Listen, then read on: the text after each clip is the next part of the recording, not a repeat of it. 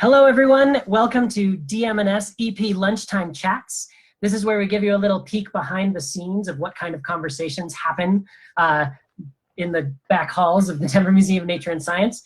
The four people you see on your screen are all educator performers. And today we're going to talk about quackery, the weird and wild missteps of medical history. So quackery, a quack, is someone who pretends to have expertise or training that they do not have, and they treatment or a cure, some sort of medicine, claim does wonderful things, which it does not do. Examples of this are cure-all tonics, snake oils. You might even have an example on your computer screen right now. There might be a pop-up window that says something like, lose 20 pounds in 5 seconds with this one weird trick. That's a great example of quackery. It is dishonest and aims to take advantage of people.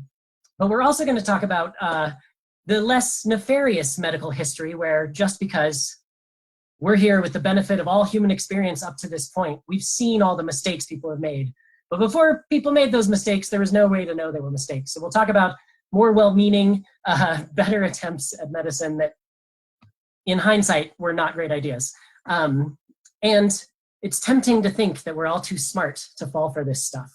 But there's a lot of data out there that suggests that we are not. There's a lot of studies that have shown that everyone, no matter your education, age, whatever demographic you're in, we're all very vulnerable to falling for miracle cures and things that seem too good to be true. And to drive that point home, as I introduce everyone, we're going to tell a story from our own lives of someone, either ourselves or someone around us, who fell victim to some sort of quackery. And we'll start with Tessa. Hey, everybody. So when I was a child, I had a giant wart on my left hand, and I was never more proud of anything in my entire life than that wart. At school, I was called Wart Girl, and it wasn't bullying. I was so proud of it. But my parents wanted to get rid of it, and I wanted to have, like, nothing to do with it. So they took me to the doctor and they froze it off. But then when I came back, they were like, no, the doctor didn't do anything. You see, it's the birds. The birds want your wart to build their nests. And we have to rub your wart with the stone, and it will remove it, and it will go to the birds. And I was like, yeah, no, that all makes perfect sense. So I let my parents rub my wart with a stone as a gift to the birds. Thanks, Mom and Dad. That is amazing. Some real homegrown, in your own house quackery. And then we have Eduardo. Yeah, I mean, when I was a kid, I was a very troubled baby. My parents didn't like when I was a baby. But the funny thing is, when I was very, very young, I had hiccups and they would not stop. I've had hiccups for like weeks. And my parents didn't know what to do. The doctors didn't know what to do. So they asked one of our nannies, who is from like the Andes, which is up in the mountains in Venezuela. And she said, oh, I know there's a cure to cure hiccups from babies. What you have to do is place the baby under a door frame and have a pregnant woman walk over the baby to cure the hiccups. So it worked. I stopped having hiccups, but it was the weirdest thing, and I do not think there's any scientific proof of anything with that. All right, solid anecdotal evidence of one single case where that worked. And Janice. Well, I have a hiccup story as well that my father used to tell. He and my mother and another couple went out to dinner, and this other couple was newly married, and the woman was kind of shy, and she was having a little attack of hiccups there in the restaurant, but quiet, you know. And her new husband, which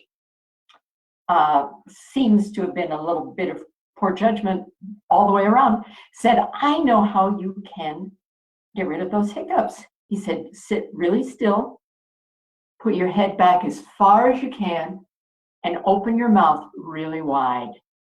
And when you do that, it sounds like in the middle of this fancy restaurant. I don't think they got divorced right away, but who would have blamed her, huh? Amazing. And that's our panel. By the way, if you're watching this on Facebook, please comment if you have any questions, if you want to share weird hiccup cures or weird medical stories of your own. That's a great place to do it. Fun community. And I have my story, which is about my dad, who might be watching. Hi, Dad. Which I remember when I was in middle school, one day he came home with this big jar full of liquid and this big weird mushroom thing floating in it. It looked like a mushroom. It wasn't actually a mushroom. It was a mass of yeast and fungus and bacteria. And after about 8 days, it would sprout a few new little mushroom-looking things, and those would get transplanted to their own jars. Then you'd have 3 big jars with big weird mushroom things. And then those would all double, and you'd have 9. And first you'd give them to all of your friends and family. But with exponential growth like that, eventually our whole house was full of these big jars with these big weird mushroom things in them. But this was all worth it because according to the printed out pamphlet he had, if you brewed a tea with these big weird mushroom things, it was amazing. It would cure asthma and acne and psoriasis. It would revitalize your body. It would smooth out your wrinkles. If your hair had gone gray, it would turn your hair to its regular color.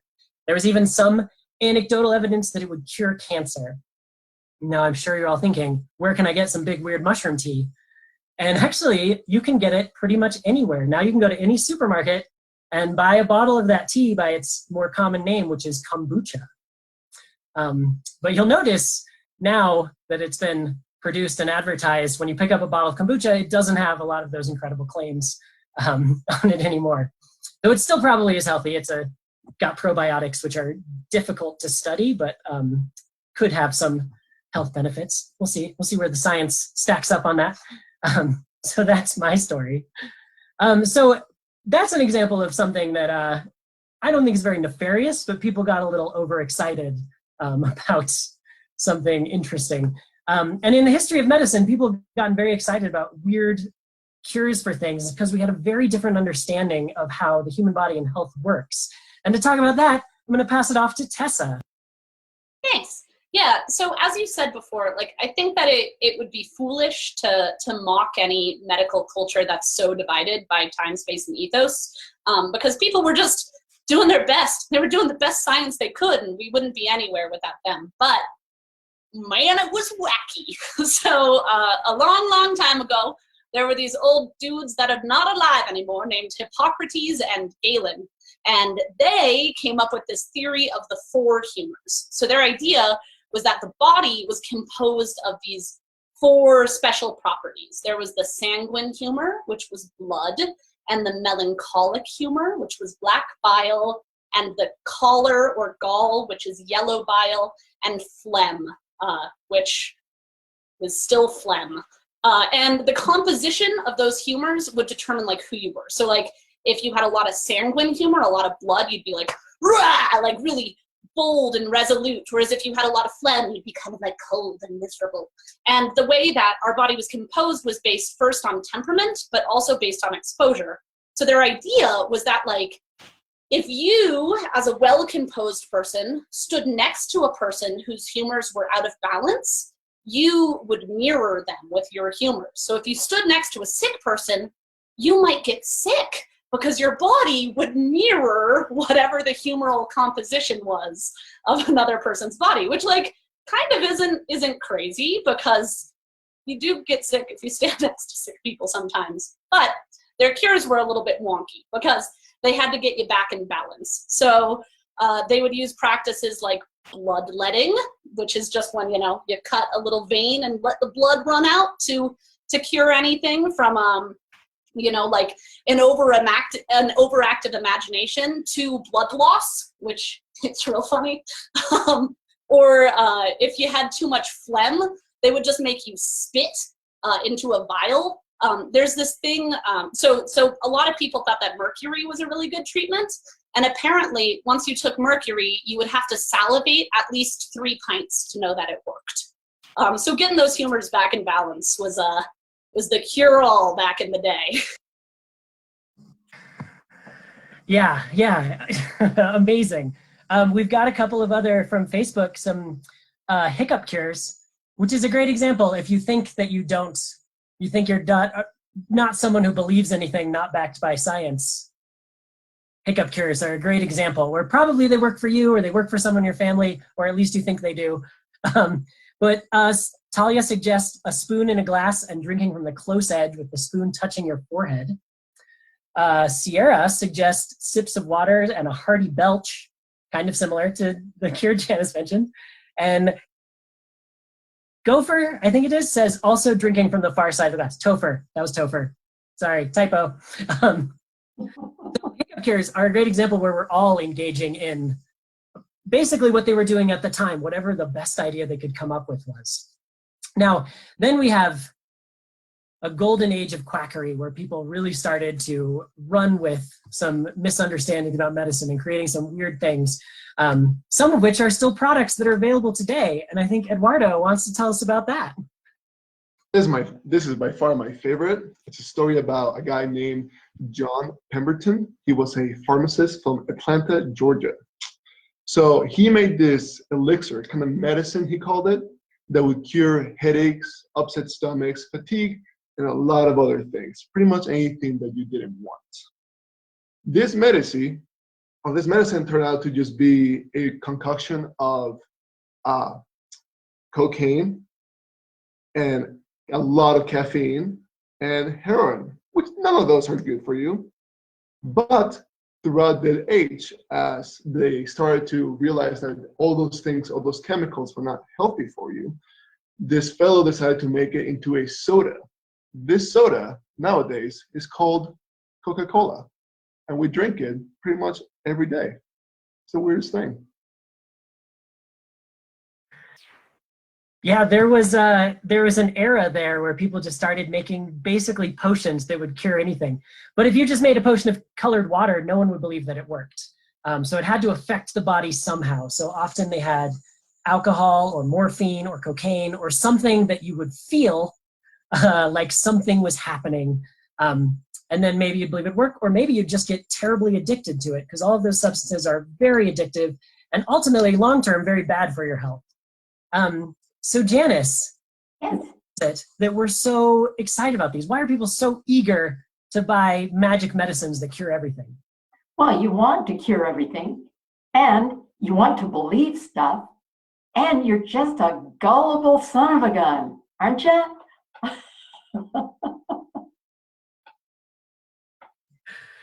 All true, all very true. And to add to it, a lot of this is we still didn't understand a lot of the things that we understand now. So there were a lot of diseases that if you got sick and you went to a medical professional, they would be like, well, you're definitely sick. We don't know what to do. But then you could go outside and find someone with a bottle of snake oil that would tell you, and it would cure you instantly. And isn't that great? Tessa. Though snake oil has its roots in something that worked too. Snake oil came from a kind of Chinese water snake, where if you boiled it and used the fat, it could help with arthritis and rheumatism. It was only when it came to America that this guy, whose name I forgot, but I bet Eduardo knows, started to use rattlesnake oil, which was, first of all, less effective, and second of all, he had a shortage of rattlesnakes. So he just, made some colored water, spit in it maybe, and sold that as a tincture. But snake oil started out as effective and was then taken by kind of a jerk who sold it for a lot of money. So yeah, the Chinese water snake oil had a lot of omega-3s. Rattlesnake oil does not. It has very little omega-3s to the point that it's worthless. And in reality, this guy, I don't know his real name, but he was like the snake king. It was the weirdest thing. He would like gut rattlesnakes and tell people this will cure everything. And what was funny, his rattlesnake oil, or like his snake oil, didn't have any snake oil at all. I think if I'm not mistaken, it was mineral oil, fatty acids, beef fat, and red peppers. Yeah. Yeah, his name was Clark Stanley, the Rattlesnake King. And that really marked the end of the golden age of patent medicines, where you could get, I just want to share this text from Dr. Sibley's Solar Tincture, which went a little bit above and beyond all the others that claim to cure every disease. This one actually said that it could restore life in the event of sudden death. Dr. Sibley's solar tincture. In all circumstances of suicide or sudden death, whether by blows, fits, falls, suffocation, strangulation, drowning, apoplexy, thunder and lightning, assassination, dueling, etc., immediate recourse should be had to this medicine, which will not fail to restore life, provided the organs and juices are in a fit disposition for it. So, and boy, there's nothing on the market that promises to bring you back to life anymore. Gee whiz. We have a comment from Sierra that says the story of humors reminds her of miasma theory, which is the idea that rotting organic matter emitted some sort of noxious air, and Tessa wants to talk about that. Yeah, miasma theory, that was part of that Galenic four humors thing, which again, not the worst medicine ever. It's the idea that through bad air or foul water, disease is transmitted, which, you know, kind of lends itself to germ theory, but not quite. And everything kind of went down by declension. So from Galen and miasma, we got this dude named Paracelsus, who seemed better, right? Because he was like, hey, my name's Paracelsus. That's exactly what he sounded like. And he was like, I'm Paracelsus, and diseases are specific to processes and organs, and they have specific remedies, and they originate outside the body in these small little germs of disease, which sounds like super evolved and cool, except then he treated everything by like locking them in vats of mercury. So like, you know. We have a Facebook comment that Topher suggests the Rattlesnake King should be the new Gonzo true crime docuseries, which hard to interview all those people, but great idea. I will watch that. And Janice, so people have been, listen, there's still quackery out there because there's still a lot of things we haven't answered. We've come a long way. We understand the human body a lot better than ever before, but we're still flying blind with a lot of, obviously, in this current situation, we're all dealing with a disease that there is no cure or treatment for that we've figured out. But there was a similar time, the 1918 flu pandemic, and Janice, you did some research on what people were doing back then? I did, as luck would have it. And it turns out that they were advocating that you take massive doses of aspirin, like 1,000 times the amount that you should, that seemed to make people not feel well, which is amazing. And they were also advocating that you soak sugar cubes in kerosene and ingest those. Now, I haven't tried any of those, so I can't speak to that, but it doesn't sound like a Don't good try idea. those things. No? Oh, all right. Nobody ever said that to me before. Fine, I won't. But do you know that quackery isn't really limited to things that you ingest? My father, who otherwise was a wonderful man, had a machine in the bedroom that they said it was sold to him because he had hay fever. And it said, this will clear up your hay fever. And he kept it on the dresser, and he'd turn it on every night, and it lit up, and it made a sound. And it broke one day, and my dad could fix anything, and he opened it up, and it had in one little corner of it a little fan and a light bulb. That's all that was in there. And we didn't see it anymore after that. It was gone. Gone. Goodbye. Yeah. I wonder how that worked. That's amazing that cured hay fever with just a light. No, kidding. No, but it made money for the guy that sold it, apparently. Yeah, there's one of my favorite things about medical history is a lot of times we'll discover something new and people get very excited and want to use it for everything. Good examples are Marie Curie isolates radium for the first time, and the world was like, awesome, it's amazing, it glows. Let's put it in our bodies and on our skin and in our house and like drink out of bowls made of it. This is gonna be great. And because all those people did that, we now know that dangerous levels of radiation are very bad for your body. But also electromagnetic came up. You could buy salves that you could put on your skin that would make your body more susceptible to electric radiation, which is really, really a good time. Eduardo, what else can you tell us about quackery medicine? As I was doing all this crazy research, it came to me to be very funny. I was doing a lot of stuff in Europe because obviously when there's like big outbreaks of like the plague and all those things, quacks pop up like rats. So during in European times, because there were so many pandemics, there were many types of quote unquote medicines that people would do. And one of the favorites that I found personally was done by Charles II. He developed this concoction named the King's Drop. Now, I found it very funny because it was just homemade liquor, but he would add this special material called human skulls into the drink. And he would say that it would cure a lot of things. So like headaches, coughs, any type of illness, it would cure just by consuming ground up skull. Very weird.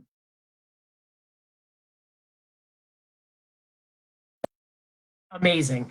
All right, we're just about out of time now, so we're going to go around and everyone tell us the coolest, weirdest thing that you think about when you think about quackery. And I'm going to start with Tessa because she made a I'm not ready for this question face. That's great. The two things. First of all, we have a homegrown Denver-based healer guy named Francis Schlaffer, who actually sounded like kind of a cool dude. He was only in Denver for 2 weeks, but he cured either 60 or 80,000 people using his copper rod. And you can go to his house, it's in Lohi. But after he came, a bunch of frauds of him popped up all over the country, which is kind of bananas. But when I think about quackery, I think, man, I love me some Elizabethan England. So I think about how they cured cancer back then, because the Elizabethans believed that cancer was either like a literal worm or a literal wolf inside of your body. And so to cure it, they had this thing called a meat cure, where they would like take little cutlets of meat and lay them on the place where cancer is in hopes that the wolf would stick its head out to get the meat and you could chop it off. Nifty. All right. And Janice, what's the weirdest thing you came across?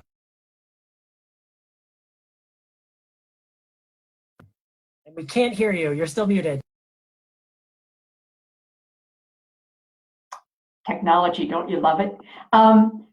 One thing that I have always appreciated is phrenology, which is you feel the bumps on somebody's skull to see the truth about them.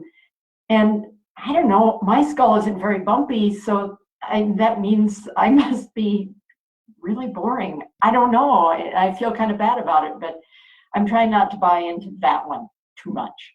Thank you. Sounds like you're perfect. And Eduardo. For me, the craziest thing during all this research was how much people used people parts to like heal themselves. So for example, if you ever got like a wound on your body, they will grab like human fat from somebody else and just rub it on your wound and be like, this will cure it faster. And it's like, that doesn't sound like a healthy thing to do.